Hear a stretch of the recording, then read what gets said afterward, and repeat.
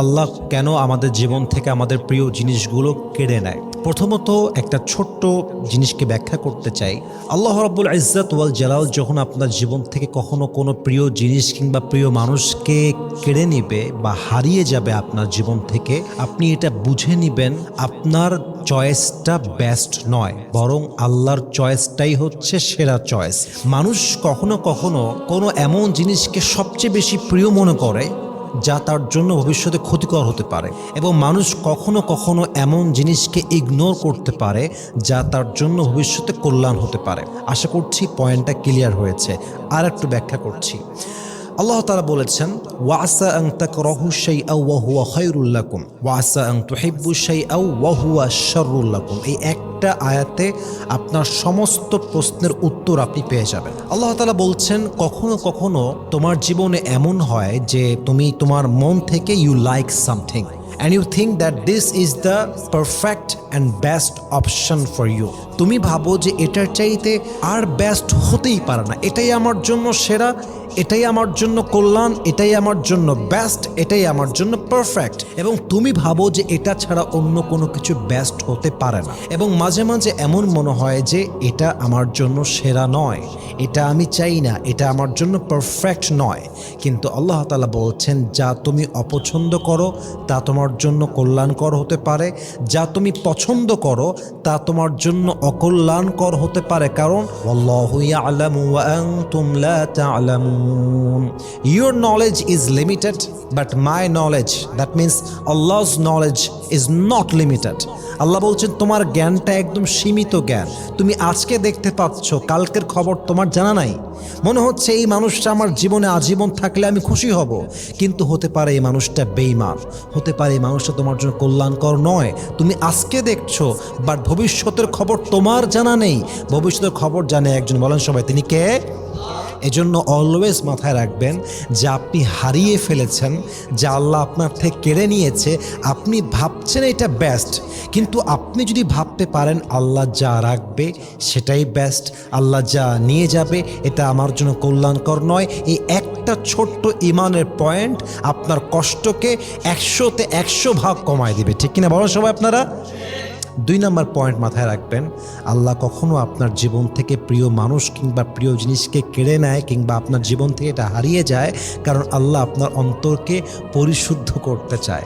অনেক সময় আমাদের জীবন থেকে প্রিয় মানুষ হারিয়ে গেলে, প্রিয় জিনিস হারিয়ে গেলে আমরা আল্লাহর নিকটবর্তী হয়ে যাই, আমরা আল্লাহকে চিনতে শুরু করি, আল্লাহর জন্য আমাদের হৃদয়ে ভালোবাসা তৈরি হয়ে যায়, আল্লাহর প্রতি আমাদের মায়া তৈরি হয়ে যায়। অতএব যদি কখনো আপনার জীবন থেকে প্রিয় জিনিস কিংবা প্রিয় মানুষ হারিয়ে যায়, মাথায় রাখবেন এটা আল্লাহ নিয়েছে একটাই কারণ আল্লাহ চায় আপনি তার সবচাইতে কাছের বন্ধু হয়ে যান। সুবহানাল্লাহ পড়বেন না আপনারা সবাই? 3 নম্বর একটা কারণ হতে পারে, আল্লাহ আপনাকে টেস্ট করছেন, আল্লাহ আপনাকে পরীক্ষা করছেন যে আমি আমার বান্দার থেকে তার সবচেয়ে প্রিয় জিনিস কেড়ে নেওয়ার পরে আমার বান্দার রিয়াকশনটা কি হয়। যেমনটা কোরআনে আল্লাহ তাআলা বলেছেন, ওয়ালানাবলুওয়ান্নাকুম বিশাইইম মিনাল খাউফ ওয়াল জুই ওয়া নাকসিম মিনাল আমওয়ালি ওয়াল আনফুসি ওয়াস সামারাত। আল্লাহ বান্দাকে সব দিক থেকে পরীক্ষা করবে, জানের পরীক্ষা, মালের পরীক্ষা, সম্পদের পরীক্ষা, ক্ষুধার পরীক্ষা, পরীক্ষার শেষ নেই। কিন্তু আল্লাহ দেখতে চায় যে আমার বান্দার রিয়াকশনটা কেমন হয়, আমার বান্দা কি অস্থির হয়ে যায় না ধৈর্যশীল হয়, আমার বান্দা কি আনগ্রেটফুল হয় না গ্রেটফুল হয়। আমার বান্দা যদি ধৈর্যের সাথে শুকরগুজার হয়ে বলতে পারে, আল্লাহ তুমি যা নিয়েছো তাতে খুশি, আল্লাহ তুমি যা দিবা তাতে আমি খুশি। আল্লাহ বলছে, অবশ্যই সবিন, আমার সেই বান্দাকে তোমরা জান্নাতের সুসংবাদ শুনিয়ে দাও। সুবহানাল্লাহ পড়বেন না আপনারা সবাই? এজন্য আল্লাহ আপনার জীবন থেকে কখনো কখনো প্রিয় জিনিসকে উঠিয়ে নেয়, প্রিয় জিনিস হারিয়ে যায়, আল্লাহ কেড়ে নেয়, because he wants to see how you react. Allah আপনার রিয়াকশনটা দেখতে চায়, আপনার সবরটাকে আল্লাহ টেস্ট করতে চায়। সর্বশেষ একটা কারণ বলে শেষ করতে চাই, আপনার জীবন থেকে প্রিয় মানুষ কিংবা প্রিয় জিনিস হারিয়ে যায় এর কারণ হচ্ছে আল্লাহ আপনাকে অনেক উত্তম কিছু দিবেন। যেমনটা 30 নম্বর পারা সূরা দুহার ভেতরে আল্লাহ তাআলা বলছেন, ওয়ালাসাউফা ইউতিকা রাব্বুকা ফাতারদা, whatever you have lost in your life doesn't matter, put your trust on your Lord, indeed Allah will give you something that will definitely make yourself happy. আল্লাহ বলছে, বান্দা তোমার জীবন থেকে যা হারিয়ে গিয়েছে মন খারাপ করো না, ভেঙে যেও না, ভয় পেও না, ভরসা হারিও না, আমার উপরে ভরসা করো। তুমি তোমার অতীতে যা হারিয়েছো তার চাইতে হাজার গুণ বেশি উত্তম আমি আল্লাহ তোমাকে দান করবো। সুবহানাল্লাহ পড়বেন না আপনারা সবাই? अल्लामा इकबाल लिखेছেন, जो नसीब में है वो कभी छिन नहीं सकता और जो नहीं है वो कभी मिल नहीं सकता, जो चला गया तुम्हारी जिंदगी से उस पर तुम्हें सब्र आना चाहिए और जो आएगा उस पर तुम्हें शुक्र आना चाहिए। रब की फैसले अकल से तोड़े नहीं जाते, ये दिल के यकीन और ईमान से समझे जाते हैं। जो बुरा वक्त है वो भी लिखा हुआ है, जो अच्छा वक्त है वो भी लिखा हुआ है।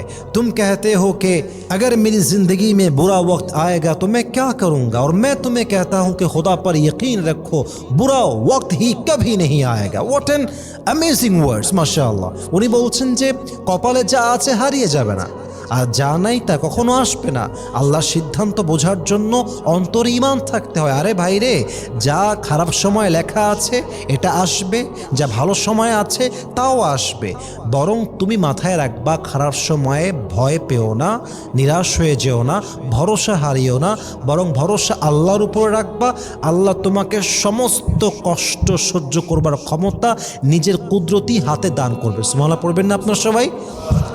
এই জন্য প্রিয় ভাইয়েরা আমার, কখনোই কমপ্লেন করবেন না। আল্লাহ যা দিয়েছেন তাতেও খুশি থাকবেন, যা নিয়েছেন তাতেও খুশি থাকবেন। Always always always try to say আলহামদুলিল্লাহ, আলহামদুলিল্লাহ, আলহামদুলিল্লাহ। আল্লাহ বলছেন, লা ইন শাকারতুম লাযীদান্নাকুম, তুমি যদি শুকর গুজার হতে পারো তোমাকে আমি আল্লাহ নিয়ামতটা আরও ডবল করে বাড়ায় দান করবো। সুবহানাল্লাহ পড়েন সবাই।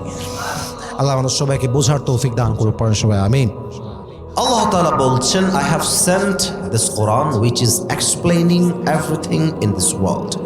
এর অর্থ হচ্ছে আমি এমন একটা কিতাব নাজিল করেছি, মানব জীবনে যা দরকার, রাষ্ট্রে যা দরকার, পার্লামেন্টে যা দরকার, রাজনীতিতে যা দরকার, স্বামীর জন্য যা দরকার, স্ত্রীর জন্য যা দরকার, যুবকের জন্য যা দরকার, মুরব্বীর জন্য যা দরকার, একজন নারীর জন্য যা দরকার, জজ কোর্টে যা দরকার, হাইকোর্টে যা দরকার, গণভবনে যা দরকার, নগর ভবনে যা দরকার, এমন কোনো কথা নাই যে কথাটা আমি আল্লাহ তাআলা আমার এই কোরআনে বলে দেই নাই। তাও তো সুবহানাল্লাহ কইতে পারলেন না আপনারা সবাই।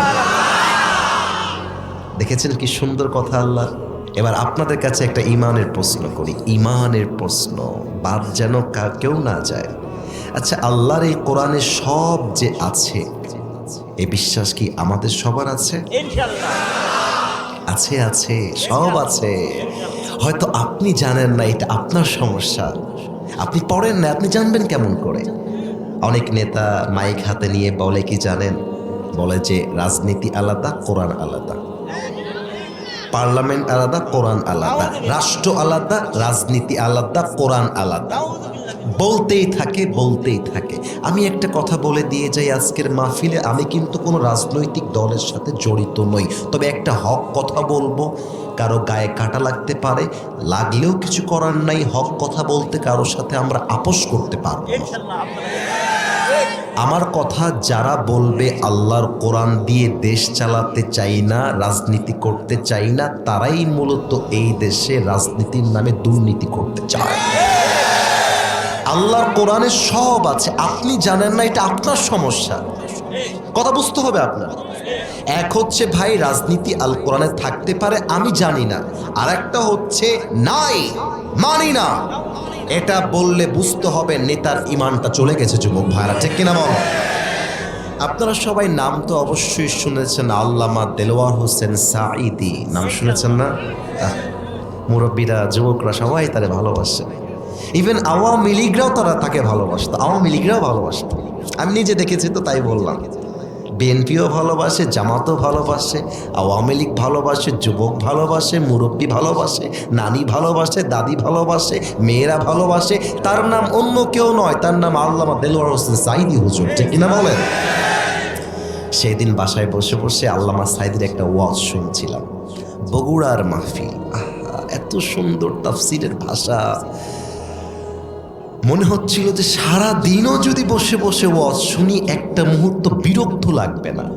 আমার আব্বা বলতো যে আল্লামা সাঈদী হুজুর যখন ওয়াজ করতে আসতেন, তোমার দাদা সাইকেল চালায় 20 কিলোমিটার 30 কিলোমিটার চলে যেত ওয়াজ শুনতে।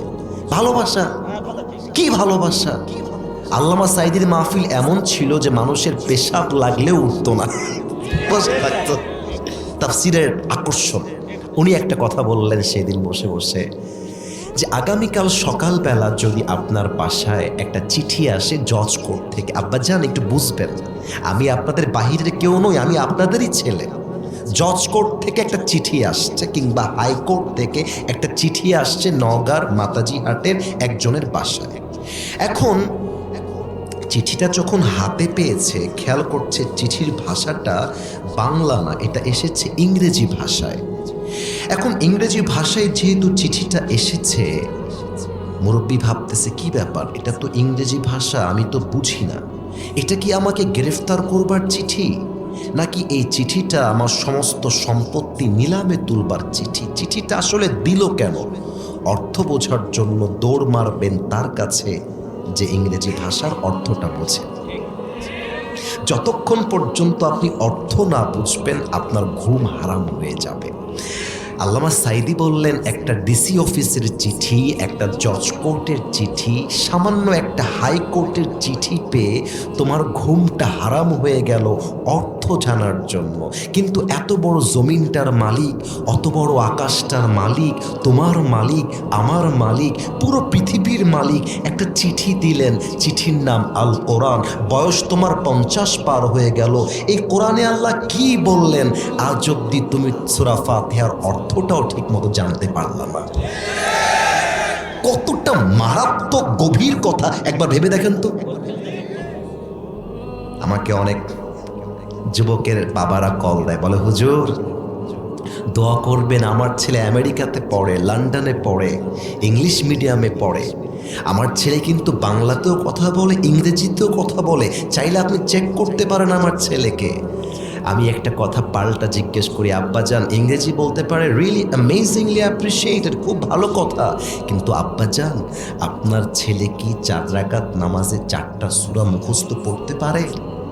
ও আব্বাজান আপনি যদি আজকে মারা যান, আপনার ছেলেকে আপনার জানাজার নামাজটা পড়াইতে পারবে? আপনার ছেলে ইংলিশ পড়ুক, সমস্যা নেই, কিন্তু কোরআন যে সন্তান জানে না, তার মতো মূর্খ সন্তান আর কেউ হতে পারে না। কোরআনটা হচ্ছে আসল। আসুন কোরআনে যে সব আছে তা জানবো কোরআন থেকে। কোরআনকে জিজ্ঞেস করব আসলেই কি তার মাঝে সব কিছু আছে কিনা। আমি যদি কোরআনকে কোনো প্রশ্ন করি এবং জানতে চাই, এবং যদি জিজ্ঞেস করি তুমি কি জানো নাকি জানো না, কোরআন কি নো বলবে না ইয়েস বলবে?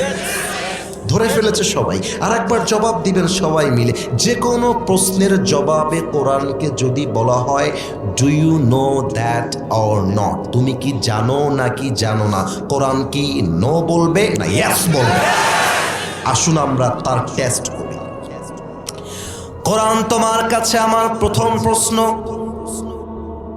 তুমি আমাকে জবাব দাও, এই পৃথিবীতে আসার পূর্বে তুমি কোথায় ছিলে? জবাব কোরআনে আছে না নাই? 30 নম্বর পারা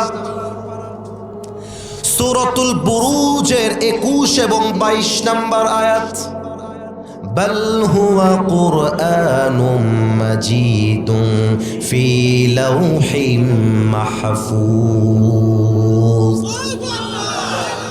Rather, it's a glorious Quran preserved in tables.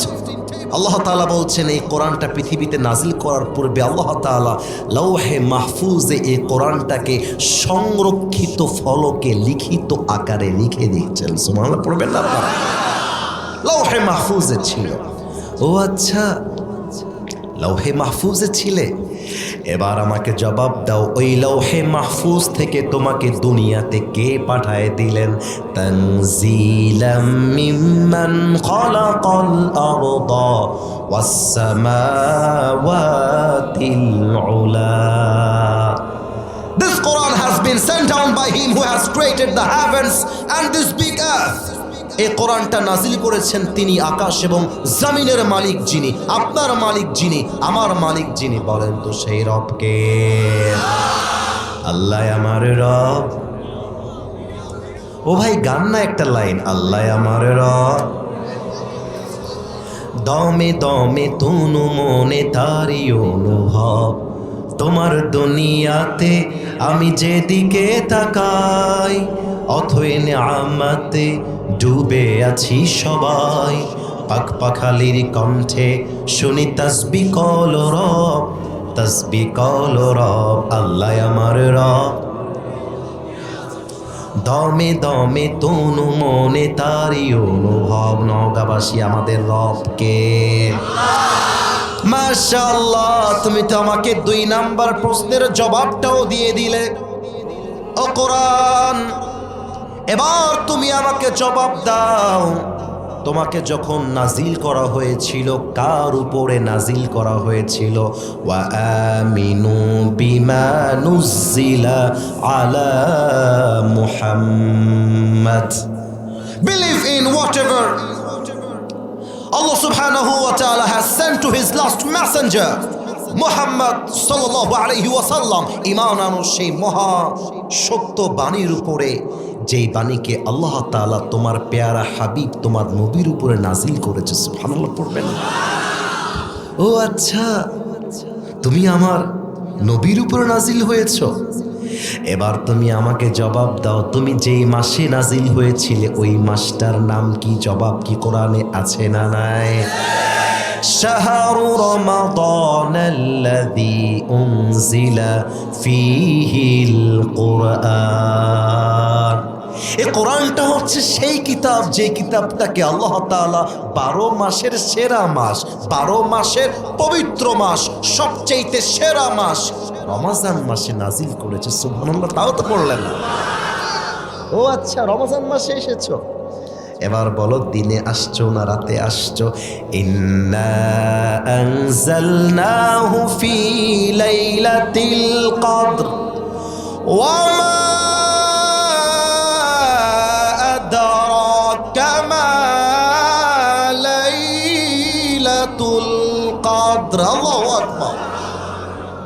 I have sent this Quran on a very blessed night. এই কোরআনটাকে আমি আল্লাহ নাজিল করেছি এক মহা বরকতপূর্ণ রাতে, যে রাতটার নাম আমি আল্লাহ দিয়েছি লাইলাতুল কদর। সুবহানাল্লাহ। বামের লোকেরা সুবহানাল্লাহ পড়ে নাই, তারা ব্যবসায় লস করেছে। একটা সুবহানাল্লাহ পড়লে জান্নাতে একটা প্রাসাদের মালিক হয়ে যাবেন, একটা ঘরের মালিক হয়ে গেছেন। আরেকবার পড়েন সুবহানাল্লাহ, আর একটা ঘরের মালিক হয়ে গেছেন। একবার সুবহানাল্লাহ কেউ যদি পড়ে, জমিন থেকে নিয়ে আকাশ পর্যন্ত আল্লাহ তার পুরো আমলনামাটা সওয়াব দিয়ে ভরে দেয়। ও কোরআন, তুমি তো আমাকে কাটায় কাটায় উত্তর দিচ্ছ সব। এবার তুমি আমাকে বলো, তুমি যেই রাতে নাজিল হয়েছ ওই রাতের সম্মান কত বেশি? কোরআন তার জবাব দিয়ে বলছে, লাইলাতুল কদরি খায়রুম মিন আলফি শাহর। এমন একটা রাতে নাজিল হয়েছি, 1000 মাস জেগে যদি কেউ ইবাদত করে। আর আমি যেই রাতে নাজিল হয়েছি ওই রাতে কেউ যদি ইবাদত করে, আল্লাহ রাব্বুল আলামিন 1000 মাসের চাইতে বেশি সওয়াব ওই বান্দার আমলনামায় লিখে দিবে। ও আচ্ছা, এত সম্মানের রাত। আমি যদি কোনো যুবককে এবার দাঁড় করিয়ে জিজ্ঞেস করি, যুবক ভাই তুমি আমাকে বলো আজকের মাহফিলে তুমি কেন এসেছো?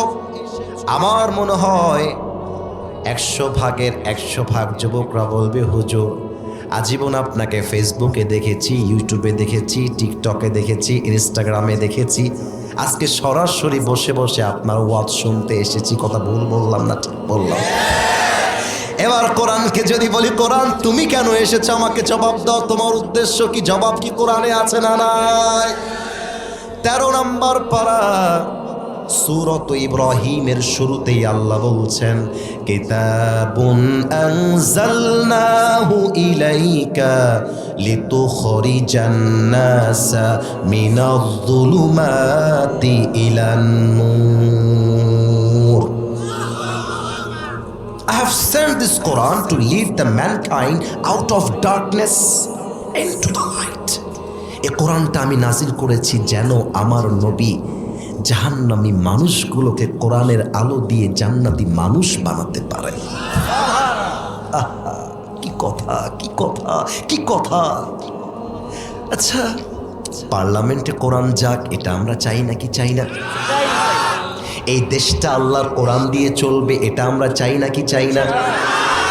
আচ্ছা, কোরআন এবার তো একটু কথা ডান বামে যাবে। আর খবরদার, আমাকে ভুল ধরাবার মতো কিংবা বাধা দেওয়ার মতো সাহস কিন্তু কেউ করবেন না। ভুল হওয়া এক জিনিস, বাধা দেওয়া আর এক জিনিস। ভুল হলে ধরায় দেওয়া যায়, কিন্তু হক কথা বলতে গিয়ে যে বাধা দিবে তার পিঠের চামড়া একটাও থাকবে না আজকের না। আচ্ছা, কোরআন তোমাকে যদি আমি পার্লামেন্টে নিয়ে যাই, সংসদে নিয়ে যাই, জজ কোর্টে নিয়ে যাই, হাইকোর্টে নিয়ে যাই, পুরো দেশ চলবে তোমার আইন দিয়ে, লাভ কি হবে? লাভটা আগে কও। কোরআন জবাব দিয়ে বলছে, লাভ শোনো, ফামান তাবিআ হুদায়া ফালা খাউফুন আলাইহিম ওয়ালা হুম ইয়াহজানুন। আল্লাহু আকবার। আচ্ছা, আপনারা একটা প্রশ্নের জবাব দেন। নওগাঁর সাপাহার রোডে কিংবা মহাদেবপুরের রোডে একজন সুন্দরী নারী রাত বাজে 3টা রাস্তা দিয়ে হাঁটতেছে। আমাকে বলেন তো, ওই মেয়েটা যে ধর্ষণের শিকার হবে না, do you have any guarantee about it? কোনো গ্যারান্টি আপনাদের কাছে আছে? ইভেন বাংলাদেশের প্রেক্ষাপটে দেশ এতটা খারাপ হয়ে গেছে, আপনি যদি রেল লাইনে ব্যাগ ট্যাগ রেখে ঘুমায় যান, ব্যাগ তো যাবে যাবে, আপনার আন্ডার প্যান্টও যেতে পারে। জি, এটা বাস্তব। জি, এটা বাস্তব। আমি অধমকে আল্লাহ তাআলা তার নবীর রওজা দেখার সুযোগ দিয়েছেন, আলহামদুলিল্লাহ। নবীর রওজার সামনে গিয়ে সালাম করে আমি অধম এসেছি। ছোট্ট একটা কথা মনেই পড়ে গেল, আল্লাহর কোরআনের আইন পাশ করলে কি হতে পারে। একটা কথা মনে পড়ে গেল যে নওগাঁবাসী বলা যাবে না কথাটা, ভাইজান? আচ্ছা, সবাইকে তো জিজ্ঞেস করি তো, আপনাদের সবার কি মনে চায় না যে নবীর রওজায় গিয়ে একবার সালাম দিয়ে আসবেন? একটু বলেন না, আল্লাহ তো কবুলও করতে পারে। মন চায় না কি চায় না? চায় না কি চায় না? হ্যাঁ আল্লাহ, আমাদের সবাইকে তুমি তোমার নবীর রওজায় গিয়ে একবার সালাম করার তৌফিক দিও, পড়না আমি। মনে বড় আশা ছিল যাব মদিনায়, বলেন না সবাই মিলে, মনে বড় আশা ছিল যাব মদিনায়, সালাম আমি করব গিয়ে, সালাম আমি করব গিয়ে নবীর রওজায়,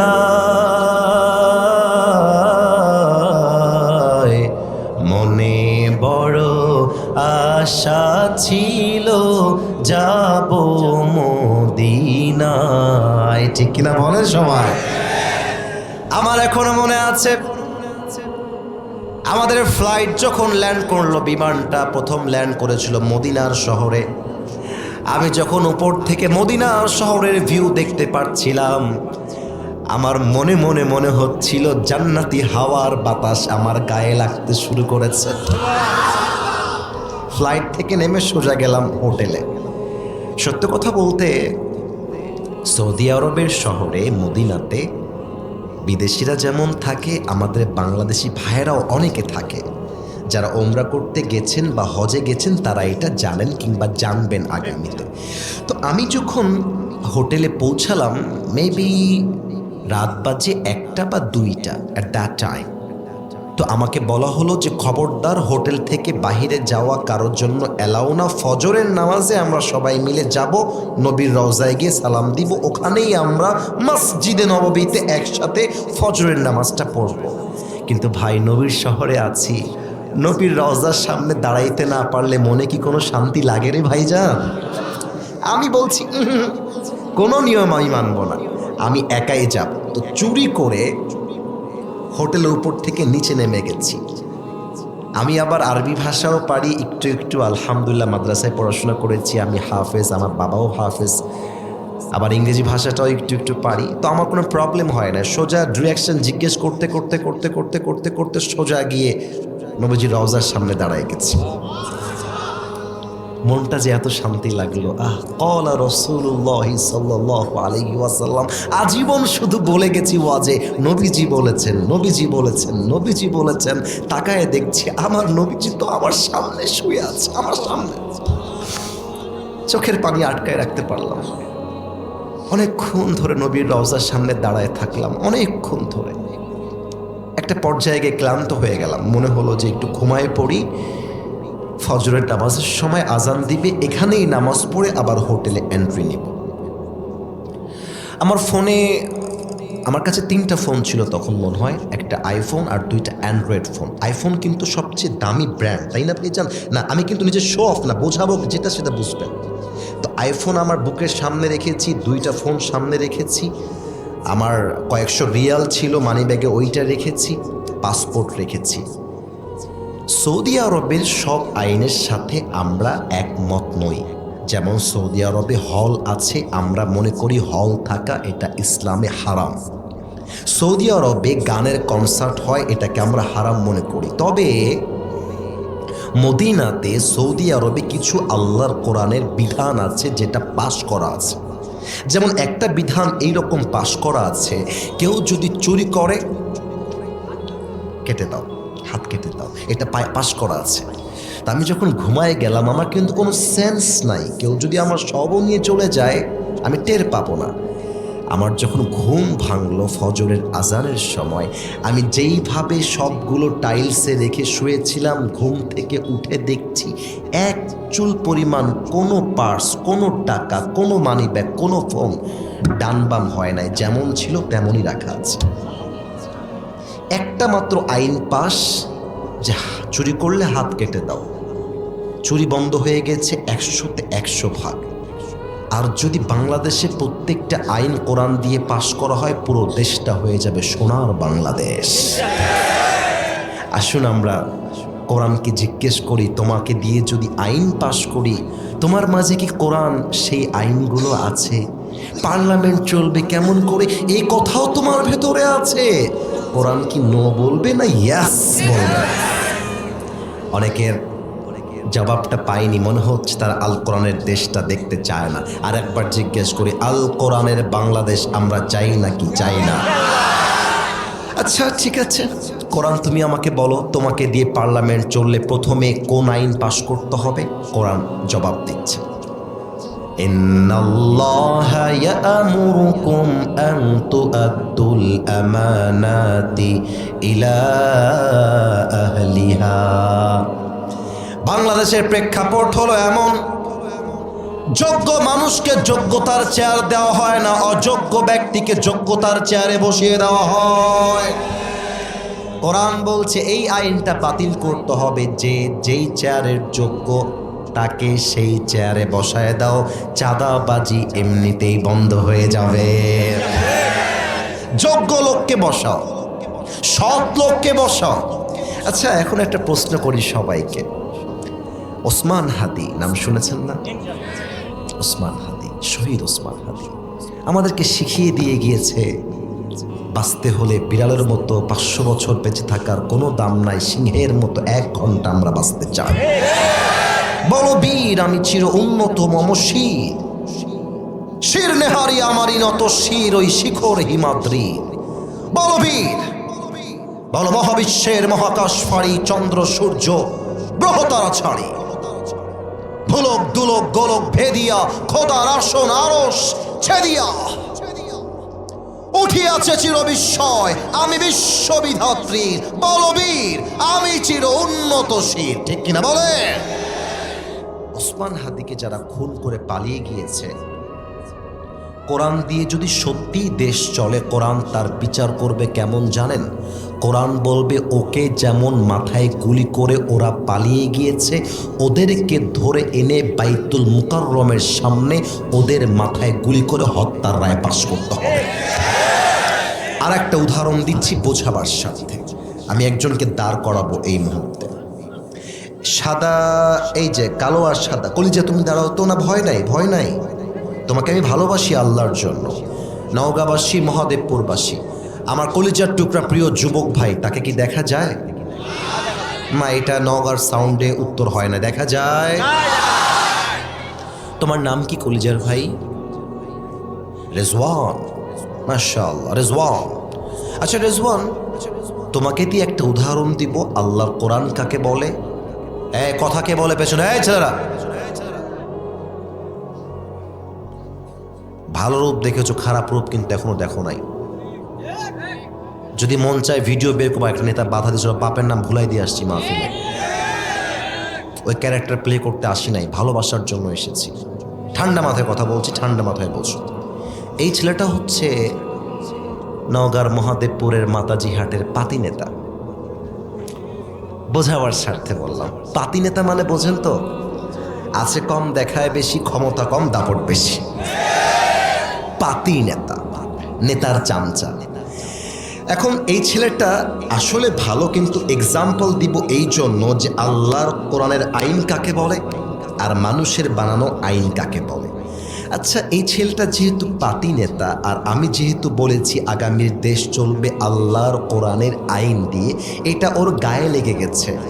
এবার আমি যখন গাড়িতে করে উঠে চলে যাব ঢাকার প্রোগ্রামে, আমার গাড়ির সামনে এসে দাঁড়িয়ে গিয়েছে, বলছে হুজুর, কথা বুঝলে বুঝপাবা, না বুঝলে আমি বললাম মানে কি সমস্যা, what is your problem ma'am, কি সমস্যা তোমার, এদিকে আসো। তো আমার গাড়ির গ্লাস খুলে দিয়েছি, ডান পাশে আসছে, বলছি হুজুর আপনি ওয়াজ করবেন কবরের নিচের ওয়াজ, আপনি ওয়াজ করবেন হাসরের ময়দানের ওয়াজ, মানুষজন কান্না করে পাগল হয়ে যাবে, দিস ইজ ওয়াজ। আপনি বলছেন পার্লামেন্ট চলবে আল্লাহর কোরআন দিয়ে। কারণ কি, পাতি নেতা বুঝে গেছে কোরআন দিয়ে দেশ চললে তো আমার চাঁদাবাজিটা বন্ধ হয়ে যাবে। পাতি নেতা বুঝে গেছে কোরআন দিয়ে দেশ চললে তো আমার টেন্ডারবাজি বন্ধ হয়ে যাবে। আমার নওগাঁর ভাইরা,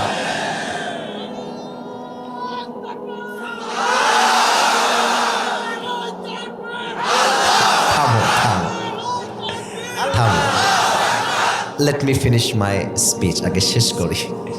তো এখন ওকে বলছে, পাতি নেতা তোর বাড়ি কোথায় রে? বলছে আমি এখানকার লোকাল ছেলে, লোকাল লোকাল। তা আমি বলছি, তুই লোকাল হতে পারিস, কিন্তু যুবকরা তোর চাইতে আসিফ হুজুরকে অনেক বেশি ভালোবাসে। ওর কলারটা আমি ধরে নিয়েছি মারামারি করবার জন্য। কলারটা ধরে একটা ঘুষি নাকে দিয়েছি, নাক ফেটে রক্ত বের হচ্ছে। ওইও খেপে গেছে, হুজুর চেয়েছিলাম না, আপনাকে মারতে চেয়েছিলাম না, আমাকেও, আমার নাক ফেটে গেছে। হাড্ডাহাড্ডি লড়াই। আমি ড্রাইভার সাহেবকে ডাক দিয়ে বলছি, ড্রাইভার সাহেব আমার গাড়ির পেছনে একটা রামদা আছে, বের করেন। আরে নাই রে বাবা, বুঝাবার সাথে বললাম। ড্রাইভার সাহেব রামদা বের করে বলছে, হুজুর এই শালাকে দেখে নেন, আজকে আর বাপের নাম ভুলাই দিবেন আপনি। আমার গায়ে জোশ। রামদাটা নিয়ে সোজা ওর ডান পায়ে একটা কোপ দিয়েছি। একটা কোপে এই হাঁটু থেকে নিয়ে এই পুরো পাটা কেটে মাটিতে পড়ে গেছে। এখন আমাদের স্যার, মুরব্বী সবাই মিলে আমাকে ধরেছে, হুজুর আপনি পা কাটলেন কেন? And that very serious. পা কাটলেন কেন? মারামারি ঝগড়া ঠিক আছে, পা কাটলেন কেন? সোজা থানায় কল। পুলিশ আসলো, গ্রেফতার করে আমাকে জেলে দেওয়া হলো। 10 দিন পরে নওগাঁর জেলা আদালতে আসিফ হুজুরের বিচার হবে। আসিফ হুজুর কাঠগড়ায় দাঁড়িয়ে আছে। খুব খেয়াল করবেন, খুব খুব খুব খুব খেয়াল করবেন। জজ সাহেব বলছে, হুজুর আপনার চেহারা সুন্দর, কিন্তু আপনার চরিত্রটা ভালো না। আমি বললাম, স্যার কেন, আমার দোষ কি? বলছে, আপনি রেজনের পা কাটলেন কেন? ওর তো নওগাঁর ছেলে, ভালো ছেলেটা, আপনি পা কাটলেন কেন? যেহেতু আপনি পা কেটে ফেলেছেন, আপনার বিচার করলাম বাংলাদেশের গণতান্ত্রিক আইনে কিংবা বাংলাদেশের মানুষের বানানো আইনে 5 বছরের জেল, 3 লাখ টাকা জরিমানা। এবার যুবক মুরব্বীদের উত্তর দেওয়ার পালা। 5 বছরের জেল, কয় লাখ টাকা জরিমানা? আওয়াজটা আসতে কেন, ভালো বলেন না, কয় লাখ? আচ্ছা, এখন এই যে বিচারটা আপনি করলেন, পা কাটার পরিবর্তে 5 বছরের জেল আর 3 লাখ টাকার জরিমানা, এটা কি সমান সমান হলো কিনা বোঝার জন্য একটা বাজার থেকে দাড়িপাল্লা নিয়ে আসেন। দাড়িপাল্লার ডান দিকে ওই রেজওয়ানের ডান পাটা কাটা এইটা রেখে দেন, আর দাড়িপাল্লার বাম দিকে আসিফ হুজুরের 5 বছরের জেল আর 3 লাখ টাকা রেখে দেন। ডান দিকে ডান পা কাটা, বাম দিকে 5 বছরের জেল আর 3 লাখ টাকা। এই নওগাঁর ভাইরা, আপনি যতই দাড়ি পাল্লার মাথা ধরে টান দেন, জীবনেও কি 2টা পাল্লা সমান সমান হবে? আচ্ছা, আমি যদি জেল দেই 10 বছরের, তাও কি সমান সমান হবে? আচ্ছা, জেল যদি যেই 20 বছরের, তাও কি সমান সমান হবে? সমান সমান করতে চাইলে আল্লাহ কোরআন দিয়ে সংবিধান কায়েম করতে হবে। আচ্ছা, কোরআন তাই নাকি? এই সংবিধান কি তোমার মাঝে আছে? কোরআন কি বলবে নো নাকি ইয়েস? وكتبنا عليهم فيها أن النفس بالنفس والعين بالعين والأنف بالأنف والأذن بالأذن والسن بالسن والجروح قصاص। কোরআন বলছে, কেউ তোমার চোখ তুললে তুমি তার চোখ তুলে ফেলবে, কেউ তোমার কান কাটলে তুমি তার কান কেটে ফেলবা। চোখের বদলে চোখ, নাকের বদলে নাক, কানের বদলে কান, হাতের বদলে হাত, পায়ের বদলে পা, জানের বদলে জান। আর এটার নামই তো আল্লাহর কোরআনের সংবিধান। এবার আপনি আল্লাহর কোরআন দিয়ে আইন করে আমার বিচার করেন, এক কোপ দিয়ে আমার ডান পাটা কেটে দেন।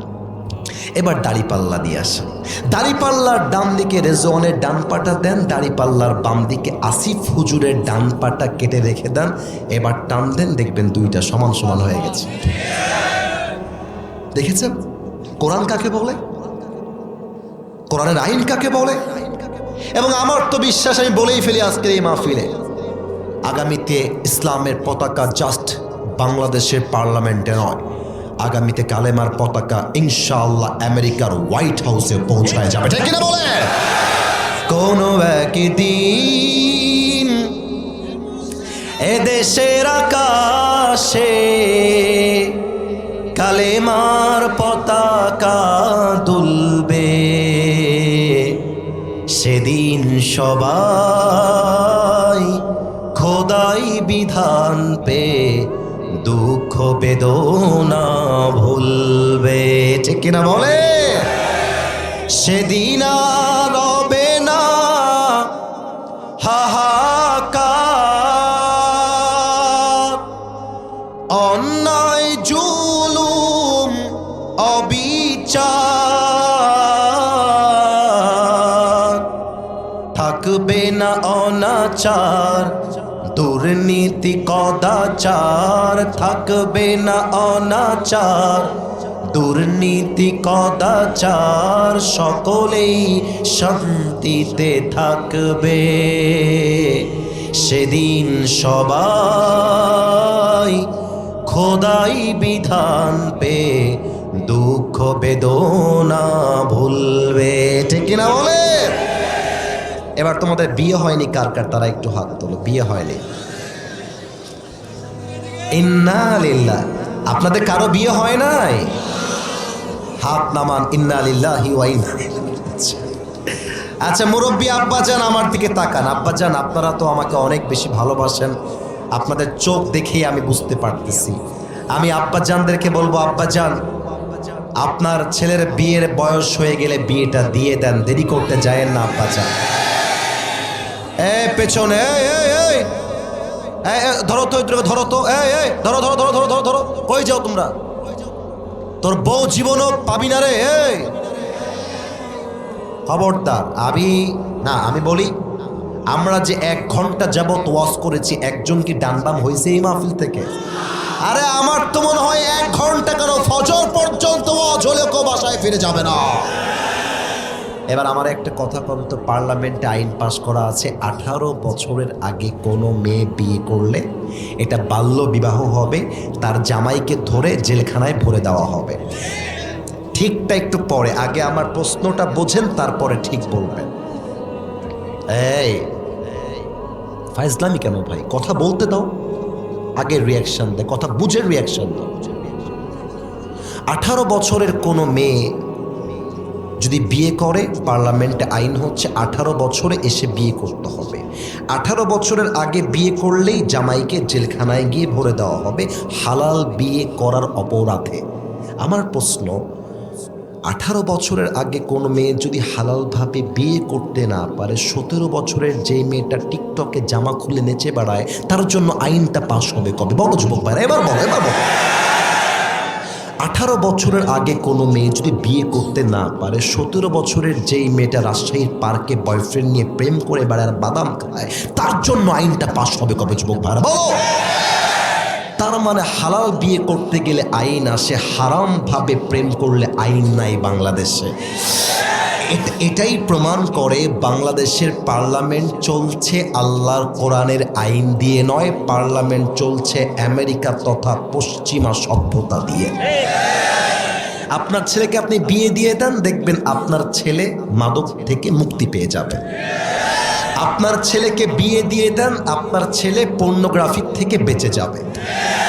আপনার ছেলেকে বিয়ে করে সংসার ধরায় দেন, আপনার ছেলে স্কুল কলেজের সামনে মেয়েদের পেছনে ঘোরা বন্ধ করে দিবে। তবে দুঃখের কথা কি বলবো, কোরআন তো বলছে ইয়াকুনু ফুকারা আইয়ুগনিহিমুল্লাহু মিন ফাদলি।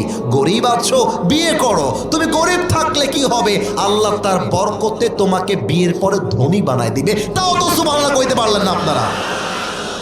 কিন্তু বাংলাদেশের মেয়েরা বিয়ে যখন করতে চায়, টাকাওয়ালা ছাড়া বিয়ে করতে চায় না। টাকা আর সরকারি চাকরি পাইলে অনেক মেয়ে তো বুইটা টাকলা মাকলার সাথে বিয়ে করে ফেলেছে। না, এরকম মেয়ে নাই। আরে নাই। ভালো হয়ে যাও মাসুদ, ভালো হয়ে যাও। ইভেন বাংলাদেশের মেয়েরা কেমন জানেন? আমি বলি মাঝে মাঝে আমার ওয়াজে, দাড়ি আর টুপি রাখলে যেমন হুজুর হওয়া যায় না, বোরকা আর হিজাব পড়লেই তেমন দিনদার মেয়ে হওয়া যায় না। নওগাঁর শহরে যত মেয়ে প্রেম করে বেড়ায়, দেখবা তার 80% মেয়ে বোরকা অলিদাই প্রেম করে বেড়ায়। দেখলেই মনে হবে यार ये लड़की तो अभी कभी जन्नत से भाग के दुनिया में आई है। এমন ভাবে বোরকা আর হিজাব পরে, কিন্তু আমি যখন দেখি বোরকাওয়ালি মেয়ে ইটিস পিটিস করতেছে, আমার কানে কানে বলতে মনে চায়, তোমার বোরকার উপরে ফিটফাট, ভেতরে পুরোটাই সদরঘাট। আচ্ছা, এবার একটু মাইকটা হটাচ্ছি, আমার দিকে তাকান তো। আমার এই যে মুখে এই যে কালো কালো লম্বা লম্বা, এটার নাম কি? ধরে ফেলেছে নওগাঁর মানুষ। এবার আমাকে উত্তর দিবেন জোরে।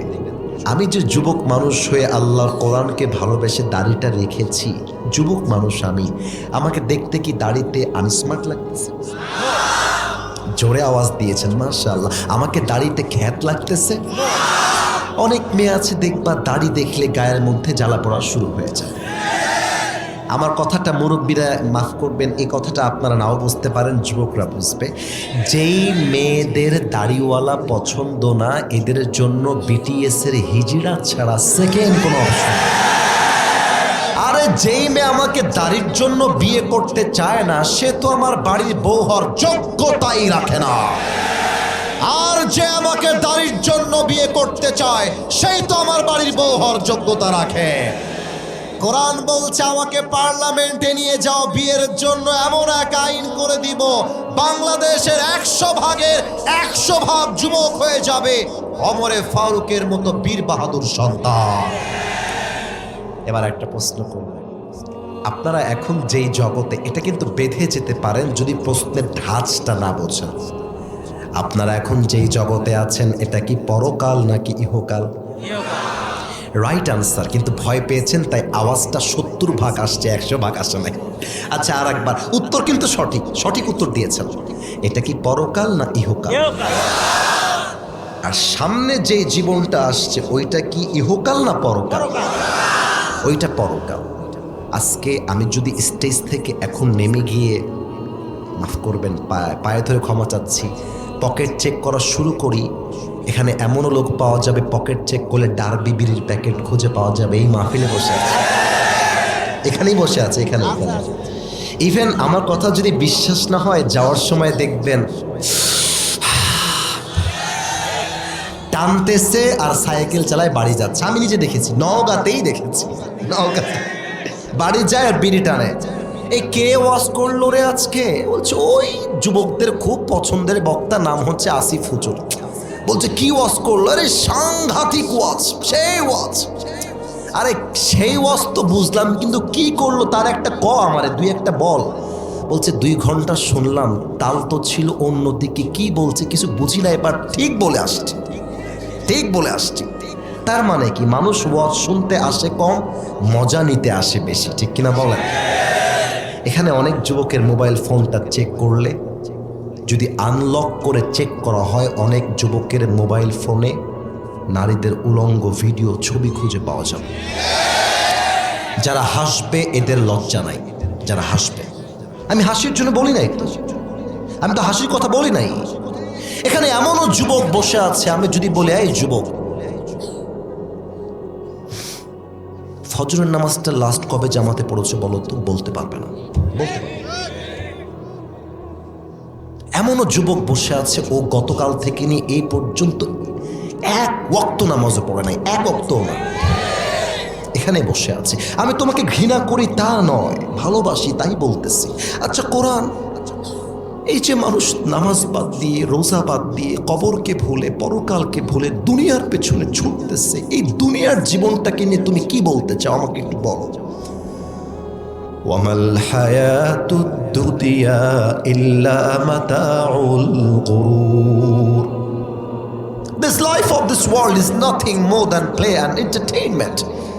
কোরআন বলছে দুনিয়ার চাকচিক্যতার জীবন কোনো ধোঁকা ছাড়া আর কোনো কিছুই হতে পারে না, ঠিক কিনা বলে? আপনাদের পাশে একটা জেলা আছে, বগুড়া জেলা, নাম শুনেছেন না আপনারা? আপনাদের ওই যে দুপচাচিয়া রোডটা আছে না, দুপচাচিয়া রোড দিয়ে কিন্তু সোজা গেলে নওগাঁ ঢুকে যাওয়া যায় না, নওগাঁ। এই নওগাঁতে আমাদের একটা জায়গা আছে ঐতিহ্যবাহী, মান্দা ফেরির হাট, নাম শুনছেন? মান্দা ফেরির হাট। একটু আমার ডান হাতের দিকে খেয়াল করবেন, everybody look at my right hand, একটু ডান হাত খেয়াল করবেন। আমার যদি এখন ভুল হয়ে যায়, যে কোনো মুরব্বী যুবক চাইলে আমাকে সংশোধন করতে পারবেন। রাস্তাতে কিছু উঁচু উঁচু স্পিড ব্রেকার থাকে না ভাই, স্পিড ব্রেকার, এটাকে আপনারা কি বলেন? আইল্যান্ড বা স্পিড ব্রেকার, হোয়াট এভার, উঁচা উঁচা। বগুড়ার মাহফিল শেষ করে আমি নওগাঁ হয়ে, রাজশাহী হয়ে সিরাজগঞ্জ যাব। তো ফেরির হাটে যে রাস্তাটা আছে, গাড়ি আছে 110 কিংবা 120-এ, হাই স্পিডে গাড়ি। আমার ওই আইল্যান্ড সামনে ছিল বা স্পিড ব্রেকার, আমার ড্রাইভার সাহেব খেয়াল করেন নাই, রাত বাজে 1 থেকে 2টা, ঠাস করে সামনে আইল্যান্ড চলে আসছে, এমন জোরে ব্রেক করেছে, একটা ব্রেক আমি লাফ দিয়ে উঁচুতে উঠে গেছি।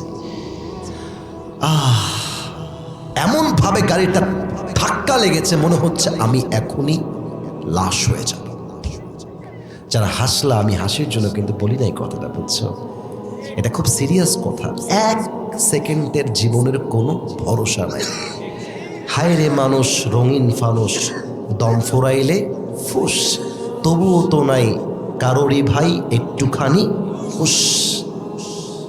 জাস্ট লাফ মারলাম উঁচুতে, ব্রেকের চাপে, সাথে সাথে পড়লাম লা ইলাহা ইল্লাল্লাহ মুহাম্মাদুর রাসূলুল্লাহ।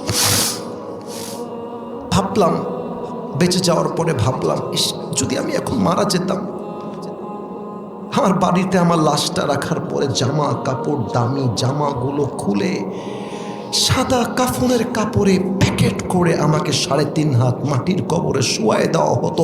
আরে নওগাঁর ভাইরা, এটাই তো দুনিয়ার জীবনের চাকচিক্যতার বাস্তবতা, ঠিক কিনা বলে? রূপেরই গৌরবে সাজিয়াছ সাজ, সোনা দানা কত কি আর রাজকী পোশাক, যেদিন প্রাণ চলে যাবে সবই পড়ে রবে, প্রাণ চলে যাবে, সবই পড়ে রবে, গায়ে দেবে মার কিনো থন রে মোনা আমার, কেন বাঁধো দালান ঘর। একটা লাইন সবাই মিলে গানতো, একদিন মাটির ভেতরে মোনা আমার, কেন বাঁধো দালান ঘর। ঠিক কিনা বলেন? দেহ তোমার চরম চর গলে পচে যাবে,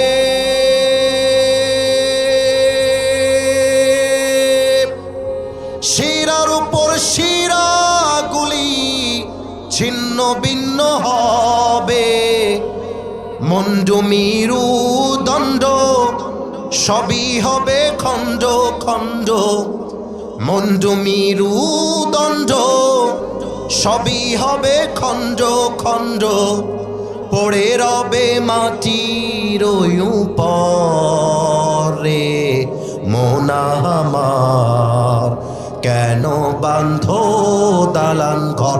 একসাথে সবাই মিলে, একদিন মাটির ভেতরে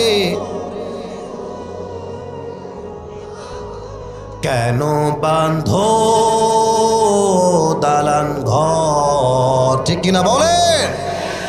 আল্লামা ইকবাল রহমতুল্লাহি আলাইহি লিখেছেন, हुए नामवर बेनिशा कैसे कैसे ये जमी खा गई नौजवा कैसे कैसे, ये जगह जी लगाने की दुनिया नहीं है, ये इबरत की जा है तमाशा नहीं है, तुझे पहले बचपन ने बरसों खिलाया, जवानी ने फिर तुझको मजनू बनाया, अजल तेरा कर देगी बिल्कुल सफाया। मेरे दोस्त, ये जगह जी लगाने की दुनिया नहीं है, ये इबरत की जा है तमाशा नहीं है। এই দুনিয়ার জীবনটা চাকচিক্যতার জীবন নয়, আর এই দুনিয়ার জীবনটাই হলো আখিরাত গড়ে যাওয়ার জায়গা।